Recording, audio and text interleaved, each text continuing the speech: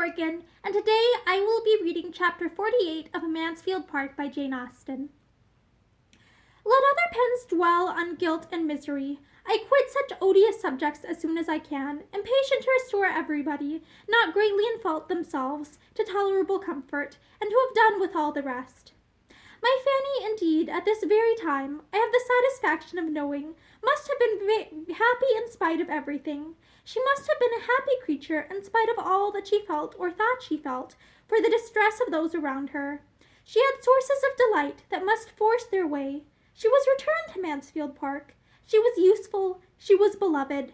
She was safe from Mr. Crawford, and when Sir Thomas came back, she had every proof that could be given in his then melancholy state of spirits, of his perfect approbation and increased regard. And happy as all this must make her, she would still have been happy without any of it, for Edmund was no longer the dupe of Miss Crawford. It is true that Edmund was very far from happy himself. He was suffering from disappointment and regret, grieving over what was, and wishing for what could never be. She knew it was so, and was sorry, but it was with a sorrow so founded on satisfaction, so tending to ease, and so much in harmony with every dearest sensation, that there are few who might not have been glad to exchange their greatest gaiety for it. Sir Thomas, poor Sir Thomas, a parent, and conscious of errors in his own conduct as a parent, was the longest to suffer. He felt that he ought not to have allowed the marriage, that his daughter's sentiments had been sufficiently known to him to render him culpable in authorizing it, that in so doing he had sacrificed the right to the expedient, and been governed by motives of selfishness and worldly wisdom. These were reflections that required some time to soften, but time will do almost everything, and though little comfort arose on Mrs. Rushworth's side for the misery she had occasioned, comfort was to be found greater than he had supposed in his other children. Julia's match became a less desperate business than he had considered it at first. She was humble and wishing to be forgiven, and Mr. Yates, desirous of being really received into the family, was disposed to look up to him and be guided. He was not very solid, but there was a hope of his becoming less trifling, of his being at least tolerably domestic and quiet, and, at any rate, there was comfort in finding his estate rather more, and his debts much less, than he had feared, and in being consulted and treated as the friend best worth attending to. There was comfort also in Tom, who gradually regained his health, without regaining the thoughtlessness and selfishness of his previous habits. He was the better forever for his illness. He had suffered, and he had learnt to think, two advantages that he had never known before. And the self-reproach arising from the deplorable event in Wimpole Street, to which he felt himself accessory by all the dangerous intimacy of his unjustifiable theatre, made an impression on his mind which, at the age of 26, with no want of sense or good companions, was durable in its happy effects. He became what he ought to be, useful to his father, steady and quiet, and not living merely for himself.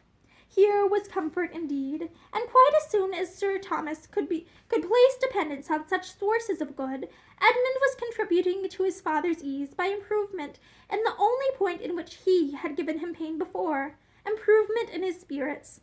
After wandering about and sitting under trees with Fanny all the summer evenings, he had so well talked his mind into submission as to be very tolerably cheerful again. These were the circumstances and the hopes which gradually brought their alleviation to Sir Thomas, deadening his sense of what was lost, and in part reconciling him to himself, though the anguish arising from the conviction of his own errors in the education of his daughters was never to be entirely done away. Too late he became aware how unfavorable to the character of any young people must be the totally opposite treatment which Maria and Julia had been always experiencing at home, where the excessive indulgence and flattery of their aunt had been continually contrasted with his own severity. He saw how ill he had judged, in expecting to counteract what was wrong in Mrs. Norris, by its reverse in himself, clearly saw that he had but increased the evil, by teaching them to repress their spirits in his presence, as to make their real disposition unknown to him, and sending them for all their indulgences to a person who had been able to attach them only by the blindness of her affection and the excess of her praise. Here had been grievous mismanagement, but, bad as it was, he gradually grew to feel that it had not been the most direful mistake in his plan of education. Something must have been wanting within, or time would have worn away much of its ill effect. He feared that principle, active principle, had been wanting, that they had never been properly taught to govern their inclinations and tempers by that sense of duty which can alone suffice. They had been instructed theoretically in their religion, but never required to bring it into daily practice. To be distinguished for elegance and accomplishments, the authorized object of their youth, could have had no useful influence that way, no moral effect on the mind. He had meant them to be good, but his cares had been directed to the understanding and manners, not the disposition. And of the necessity of self-denial and humility, he feared they had never heard from any lips that could profit them. Bitterly did he deplore a deficiency which now he could scarcely comprehend to have been possible. Wretchedly did he feel that with all the cost and care of an anxious and expensive education, he had brought up his daughters without their understanding their first duties, or his being acquainted with their character and temper. The high spirit and strong passions of Mrs. Rushworth especially were made known to him only in their sad result. She was not to be prevailed on to leave Mr. Crawford. She hoped to marry him, and they continued together till she was obliged to be convinced that such hope was vain, until the disappointment and wretchedness arising from the conviction rendered her temper so bad, and her feelings for him so like hatred, as to make them for a while each other's punishment, and then induce a voluntary separation. She had lived with him to be reproached as the ruin of all his happiness and Fanny, and carried away no better consolation in leaving him than that she had divided them. What can exceed the misery of such a mind in such a situation? Mr. Rushworth had no difficulty in procuring a divorce, and so ended a marriage contracted under such circumstances as to make any better end the effect of good luck, not to be reckoned on. She had despised him, and loved another, and he had been very much aware that it was so. The indignities of stupidity and the disappointments of selfish passion can excite little pity. His punishment followed his conduct, as did a deeper punishment, the deeper guilt of his wife. He was released from the engagement to be mortified and unhappy, till some other pretty girl could attract him into matrimony again, and he might set forward on a second, and it is to be hoped, more prosperous trial of the state. If duped, to be duped at least with good humor and good luck, while she must withdraw with infinitely stronger feelings to a retirement and reproach, which could allow no second spring of hope or character. Where she could be placed became a subject of most melancholy and momentous consultation. Mrs. Norris, whose attachment seemed to augment with the demerits of her niece, would have had her received at home, and countenanced by them all. Sir Thomas would not hear of it, and Mrs. Norris's anger against Fanny was so much the greater from considering her residence there as the motive. She persisted in placing his scruples to her account, though Sir Thomas very solemnly assured her that had there been no young woman in question, had there been no young person of either sex belonging to him, to be endangered by the society or hurt by the character of Mrs. Rushworth, he would never have offered so great an insult to the neighborhood as to expect it to notice her. As a daughter, he hoped a penitent one. She should be protected by him, and secured in every comfort, and supported by every encouragement to do right, which their relative situations admitted. But farther than that, he would not go. Maria had destroyed her own character, and he would not, by a vain attempt to restore what never could be restored, be affording his sanction to vice, or in seeking to lessen its disgrace by any wise accessory to introducing such misery in another man's family as he had known himself.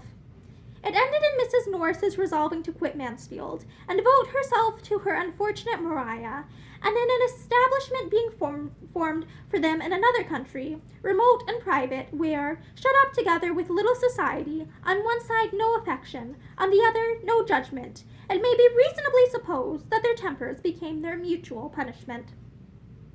Mrs. Norris's removal from Mansfield was the great supplementary comfort of Sir Thomas's life. His opinion of her had been sinking from the day of his return from Antigua, and every transaction together from that period, in their daily intercourse, in business or in chat, she had been regularly losing ground in his esteem, and convincing him that either time had done her done her much disservice, or that he had considerably overrated her sense, and wonderfully borne with her manners before. He had felt her as an hourly evil, which was so much the worse, as there seemed no chance of its ceasing but with life. She seemed a part of himself that must be borne forever. To be relieved from her, therefore, was so great a felicity that had she not left bitter remembrances behind her, there might have been danger of his learning almost to approve of the evil which produced such a good. She was regretted by no one at Mansfield. She had never been able to attach even those she loved best, and since Mrs. Rushworth's elopement, her temper had been in a state of such irritation as to make her everywhere tormenting. Not even Fanny had tears for Aunt Norris, not even when she was gone forever. That Julia escaped better than Maria was owing, in some measure, to a favorable difference of disposition and circumstance, but in a greater to her having been less the darling of that very aunt, less flattered and less spoilt. Her beauty and acquirements had held but a second place. She had been always used to think herself a little inferior to Maria. Her temper was naturally the easiest of the two. Her feelings, though quick, were more controllable, and her education had not given her so very hurtful a degree of self-consequence. She had submitted the best to the disappointment in Henry Crawford. After the first bitterness of the conviction of being slighted was over, she had been tolerably soon in a fair way of not thinking of him again, and when the acquaintance was renewed in town, and Mr. Rushworth's house became Crawford's object, she had had the merit of withdrawing herself from it, and of choosing that time to pay a visit to her other friends, in order to secure herself from being again too much attracted. This had been her motive in going to her cousin's. Mr. Yates's convenience had had nothing to do with it. She had been allowing his attention some time, but with very little idea of ever accepting him, and, had not her sister's conduct burst forth as it did, and her increased dread of her father and of home, on that event, imagining its certain consequence to herself would be greater severity and restraint, made her hastily resolve on avoiding such immediate horrors at all risks. It is probable that Mr. Yates would never have succeeded. She had not eloped with any worse feelings than those of selfish alarm. It had appeared to her the only thing to be done. Maria's guilt had induced Julia's folly.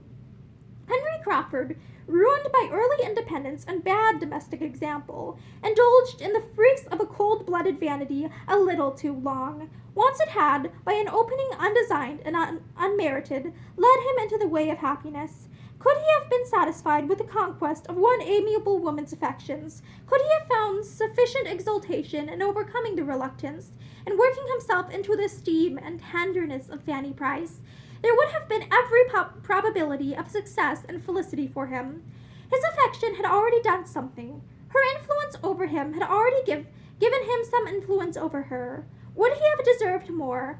There can be no doubt that more would have been obtained, especially when that marriage had taken place, which would have given him the assistance of her conscience in subduing her first inclination, and brought them very often together. Would he have persevered, and uprightly, Fanny must have been his reward, and a reward very voluntarily bestowed, within a reasonable period from Edmund's marrying Mary. Had he done as he intended, and as he knew he ought, by going down to Everingham after his return from Portsmouth, he might have been deciding his own happy destiny. But he was pressed to stay for Mrs. Fraser's party. His staying was made of flattering consequence, and he was to meet Mrs. Rushworth there. Curiosity and vanity were both engaged, and the temptation of immediate pleasure was too strong for a mind unused to make any sacrifice to right. He resolved to defer his Norfolk journey, resolved the writing should answer the purpose of it, or that its purpose was unimportant, and stayed. He saw Mrs. Rushworth, was received by her with a coldness which ought to have been repulsive, and have established apparent indifference between them forever. But he was mortified. He could not bear to be thrown off by the woman whose smiles had been so wholly at his command. He must exert himself to subdue so proud a display of resentment. It was anger on Fanny's account. He must get the better of it, and make Mrs. Rushworth Maria Bertram again in her treatment of himself. In this spirit he began the attack, and by animated perseverance had soon re-established the sort of familiar intercourse, of gallantry, of flirtation which bounded his views, but in triumphing over the discretion which, though beginning in anger, might have saved them both, he had put himself in the power of feelings on her side more strong than he had supposed. She loved him. There was no withdrawing attentions, avowedly dear to her. He was as entangled by his own vanity, with as little excuse of love as possible, and without the smallest inconstancy of mind towards her cousin. To keep Fanny and the Bertrams from a knowledge of what was passing became his first object. Secrecy could not have been more desirable for Mrs. Rushworth's credit than he felt it for his own. When he returned from Richmond, he would have been glad to see Mrs. Rushworth no more. All that followed was the result of her imprudence, and he went off with her at last, because he could not help it, regretting Fanny, even at the moment, but regretting her infinitely more, when all the bustle of the intrigue was over, and a very few months had taught him, by the force of contrast, to place a yet higher value on the sweetness of her temper, the purity of her mind, and the excellence of her principles. That punishment, the public punishment of disgrace, should in a just measure attend his share of the offense, is, we know, not one of the barriers which society gives to virtue. In this world the penalty is less equal than could be wished, but without presuming to look forward to a juster appointment hereafter, we may fairly consider a man of sense like Henry Crawford to be providing for himself no small portion of vexation and regret, vexation that must rise sometimes to self-reproach, and regret to wretchedness, and having so requited hospitality, so injured family peace, so forfeited his best, most estimable and endeared acquaintance, and so lost the woman whom he had rationally, as well as passionately loved. After what had passed to wound and alienate the two families, the continuance of the Bertrams and Grants in such close neighborhood would have been most distressing, but the absence of the latter, for some months purposely lengthened, ended very fortunately in necessity, or at least the practicability of a permanent removal. Dr. Grant, through an interest on which he had almost ceased to form hopes, succeeded to a stall in Westminster, which, as affording an occasion for leaving Mansfield, an excuse for a residence in London, and an increase of income to answer the expenses of the change, was highly acceptable to those who went and those who stayed. Mrs. Grant, with a temper to love and be loved, must have gone with some regret from the scenes and people she had been used to, but the same happiness of disposition must, in any place, in any society, secure her a great deal to enjoy, and she had again a home to offer Mary, and Mary had had enough of her own friends, enough of vanity, ambition, love, and disappointment in the course of the last half-year, to be in need of the true kindness of her sister's heart, and the rational tranquillity of her ways. They lived together, and when Dr. Grant had brought on apoplexy and death by 3 great institutionary dinners in 1 week, they still lived together.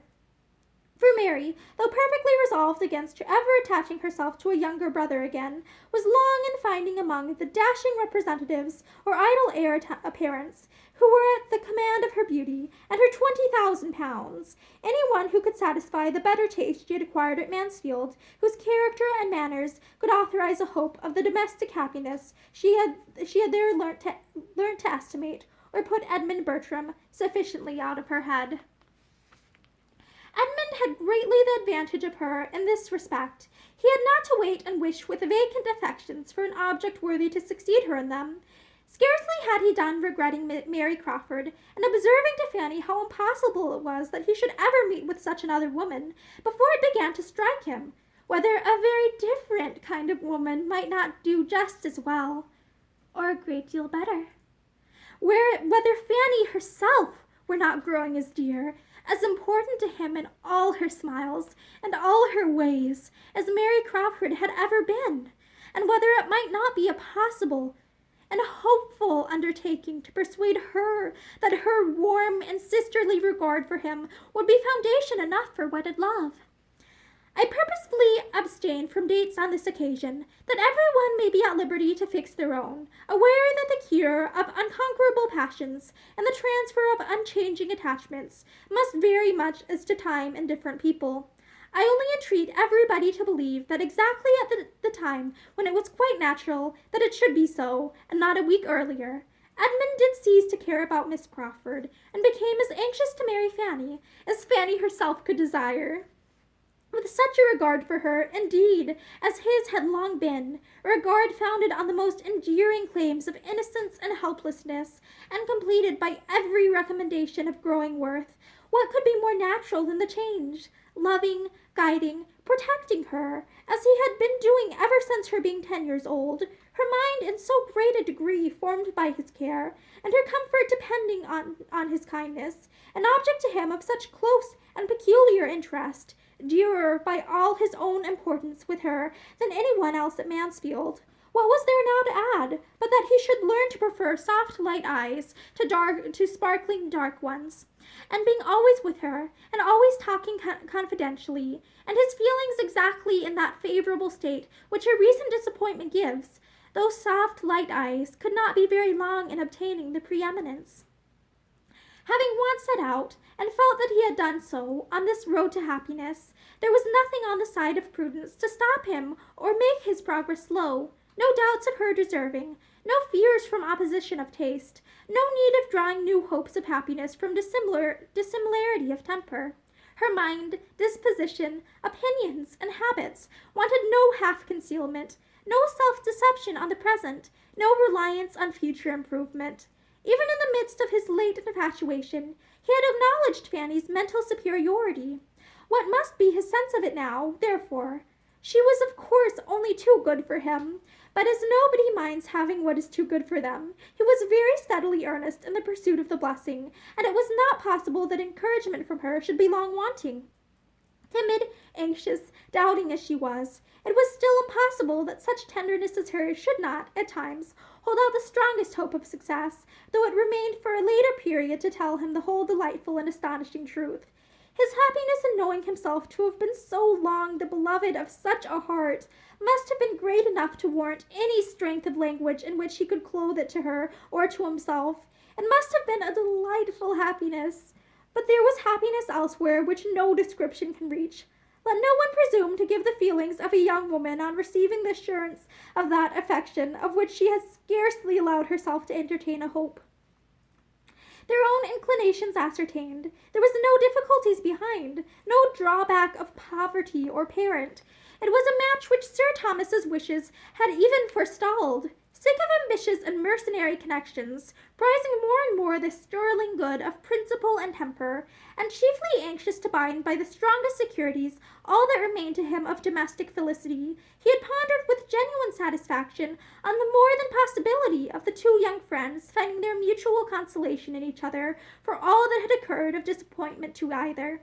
And the joyful consent which met Edmund's application, the high sense of having realized a great acquisition in the promise of Fanny for a daughter, formed just such a contrast with his early opinion on the subject when the poor little girl's coming had been first agitated, as time is forever producing between the plans and decisions of mortals, for their own instruction and their neighbors' entertainment. Fanny was indeed the daughter that he wanted. His charitable kindness had been rearing a prime comfort for himself. His liberality had a rich repayment, and the general goodness of his intentions by her deserved it. He might have made her childhood happier, but it had been an error of judgment only which had given him the appearance of harshness, and deprived him of her early love. And now, on really knowing each other, their mutual attachment became very strong. After settling her at Thornton Lacey with every kind attention to her comfort, the object of almost every day was to see her there, or to get her away from it. Selfishly dear as she had long been to Lady Bertram, she could not be parted with willingly by her. No happiness of son or niece could make her wish the marriage. But it was possible to part with her, because Susan remained to supply her place. Susan became the stationary niece, delighted to be so, and equally well adapted for it by a readiness of mind and an inclination for usefulness, as Fanny had been by sweetness of temper and strong feelings of gratitude. Susan could never be spared, first as a comfort to Fanny, then as an auxiliary, and last as her substitute. She was established at Mansfield, with every appearance of equal permanency. Her more fearless disposition and happier nerves made everything easy to her there. With quickness in understanding the tempers of those she had to deal with, and no natural timidity to restrain any consequent wishes, she was soon welcome and useful to all. And after Fanny's removal, succeeded so naturally to her influence over the hourly comfort of her aunt, as gradually to become, perhaps, the most beloved of the two, in her usefulness, in Fanny's excellence, in William's continued good conduct and rising fame, and in the general well-doing and success of the other members of the family, all assisting to advance each other, and doing credit to his countenance and aid, Sir Thomas saw repeated and forever repeated reason to rejoice in what he had done for them all, and acknowledge the advantages of early hardship and discipline, and the consciousness of being born to struggle and endure. With so much true merit and true love, and no want of fortune or friends, the happiness of the married cousins must appear as secure as earthly happiness can be. Equally formed for domestic life, and attached to country pleasures, their home was the home of affection and comfort, and to complete the picture of good, the acquisition of Mansfield living by the death of Dr. Grant occurred just after they had been married long enough to begin to want an increase of income, and feel their distance from the paternal abode an inconvenience. On that event they removed to Mansfield, and the parsonage there, which under each of its two former owners Fanny had never been able to approach but with some painful sensation of restraint or alarm, soon grew as dear to her heart, and as thoroughly perfect in her eyes, as everything else, within the view and parsonage of Mansfield Park, had long been. And that is the end of Mansfield Park. Thank you for enjoying this book with me, and I hope you have a great day.